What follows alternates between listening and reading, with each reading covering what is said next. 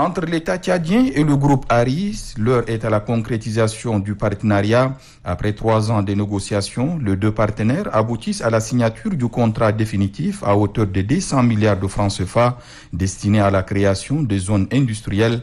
Motif du déplacement ce jour au Tchad du fondateur et président directeur général du groupe Aris IIP, Gagan Gupta, accompagné du directeur pays du groupe, Jacques Rivière. Le niveau très poussé atteint par les deux parties et les perspectives très promoteuses de ces investissements ont été au centre de cette audience qui a permis au patron de la firme de remercier et féliciter le président de transition, président de la République, général Mohamed Idriss Déby Itno, qui rencontre pour la première fois depuis son accession au pouvoir.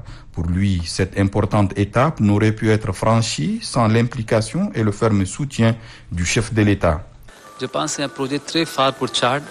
Comme aujourd'hui, Tchad dispose plus que 126 millions d'animaux qui ne transforment pas. Avec ce projet, nous ajoutons les valeurs dans le pays.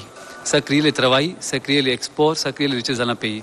Pour moi, je pense que c'est un projet structurant pour le pays. Pour ça, nous venons pour remercier le président pour son engagement, son soutien.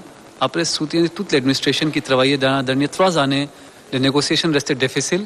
En même temps, aujourd'hui, nous sommes contents que c'est un contrat gagnant-gagnant signé entre Arise et Tchad. Les travaux de construction de l'abattoir commencent dès décembre et la phase opérationnelle démarre dès janvier 2023, informe Gagan Gupta qui voit dans ce projet plusieurs particularités. Première, c'est un partenaire public-privé.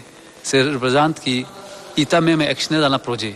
Actionnaire pas 5-10%, ITA c'est 35% actionnaire dans le projet. Comme ça, c'est un 65% Arise, 35% ITA. C'est le premier particulier projet. Deuxième particulier projet, qui s'est vraiment focalisé dans la vision du chef d'État pour transformer les choses dans le pays, qui créer les emplois. Comme aujourd'hui, un des plus gros préoccupations, c'est comment créer le travail. Le troisième, qui c'est amener un développement longtemps. Après, développer toutes les filiales autour de ça. Comme aujourd'hui, comme nous mettons cette zone industrielle dans la place, ce n'est pas seulement pour transformer les viandes, après toutes les industries annexes.